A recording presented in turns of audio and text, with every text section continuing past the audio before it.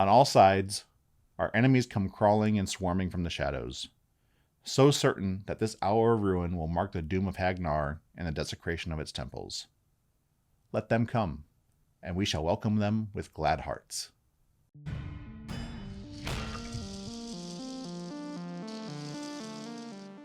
Welcome to Miniatures Rundown. I'm Kevin, and today we're diving into the blood-filled cauldrons of Morathi-Khaine and exploring the vicious lore that defines Morathi and her Daughters of Khaine. The story of the Daughters of Khaine starts before the mortal realms even came into existence. Morathi was a sorceress with few peers in the world that was, mother to Malekith, now Malarian, who was destined to become the Phoenix King of the Elves of Uthwan. However, the ritual rejected him and left him disfigured. Now exiled, both Morathi and Malekith founded a nation of Naggaroth. While dedicated to the worship of Khaine, the bloody-handed god, Morathi secretly formed a cult dedicated to Slaanesh. This worship came to ultimately destroy Morathi, as she was consumed by Slaanesh in the end times. With the founding of the mortal realms in the shadow realm of Uglu, Morathi escaped from the gut of the now bloated form of Slaanesh, who is now imprisoned in the chains of shadow forged by the elves of the realms. Her form permanently disfigured by her time within Slaanesh's innards as a monstrous winged snake-like creature, Morathi, however, being the gifted sorceress that she is, she's able to glamour herself to appear as she would like to be seen, an elven woman, perfect in every way. Only when her rage is stoked does this facade fail as she takes on her true form, though those who witness this transformation tend not to live to tell of it. Eventually, at some point, she encountered her son, now Malarian, who ascended to godhood, who rules over the realm of Uglu with absolute power.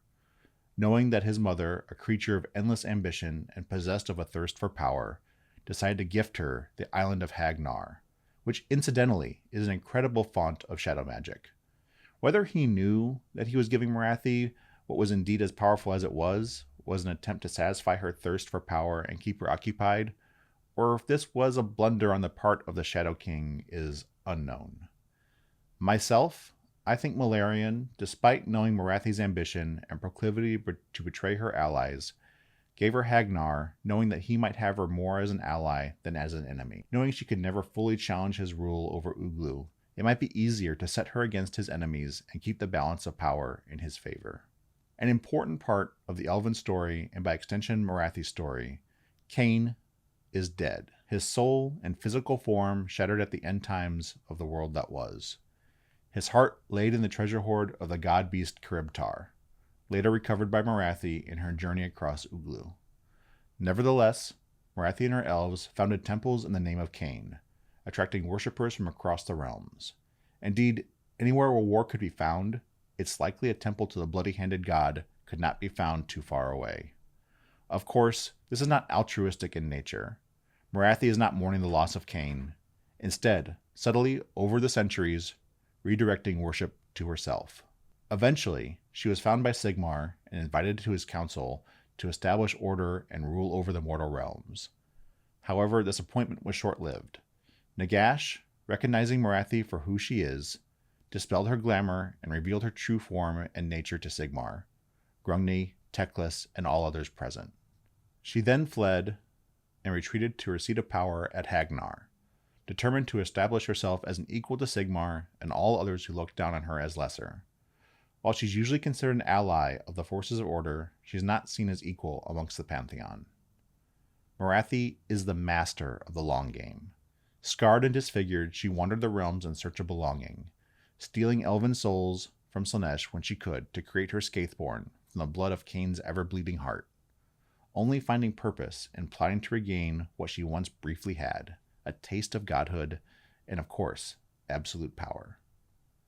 Opportunity would present itself as Sigmar sought allies to disrupt Archaon's plot to obtain enough Varanite, the realm stuff of chaos, to corrupt the realm gates and melt the gates of Azir itself. Morathi informed Sigmar that she had knowledge of a secret path to the vast stores of Varanite that Archaon was hoarding at the Eight Points. Despite his knowledge that Morathi is rarely to be trusted, she's just as likely to put a knife in your back as she is to put it to the throats of your foes. He employed her to embark on this mission. Khainite elves and Stormcast Eternals assaulted the secret ways revealed by Morathi, draining the Varanite and foiling Archaon's plot. However, Morathi turned on the Stormcast present, turning them to stone so they could not return to Aesir to inform Sigmar that she had indeed funneled the Varanite to Hagnar. Using this ill-gotten realm stone, she enacted the ritual that would separate her elven form from her monstrous Shadow Queen form and ascend her to godhood, becoming Morathi-Khaine. After her ascension, her amassed armies, aided by Druchii pirates on the coast of Akshi, sacked the city of Anvilgard from the forces of Sigmar, taking it for her own and establishing it as a seat of power within the realms, renaming it to Har-Quran. Sigmar was enraged at this betrayal and threatened to destroy Har-Quran as retribution. However, Grungni, the maker god of the Duardin, stepped in and cooled tempers, as something far more terrible lay on the horizon. And something more terrible did indeed come. The Vermin Doom came to Akshi, the city of Skavenblight, severing the realm and unleashing hordes of ratmen upon the realms. The proximity to Har-Quran meant that vast hordes of Skaven broke themselves upon the walls of the Khainite city. Whether Har-Quran will withstand the tide of ratmen or will succumb has yet to be determined. What makes the story of Morathi and the Daughters of Khaine so interesting is it's not just a story of ambition and power. It's a story of loneliness and belonging. Morathi, even in her godhood, still subtly hides behind the identity of her dead god, claiming now that her and Khaine are now one. However, at the same time, slowly replacing statues of the bloody-handed god with statues of herself, subtly redirecting worship to herself. But even with that, she's alone. She trusts no one with her darkest secrets. Still inside, she's the exiled elf, wandering the realms, still not accepted by her fellow gods. What do you think of the story of Morathi and the Daughters of Khaine?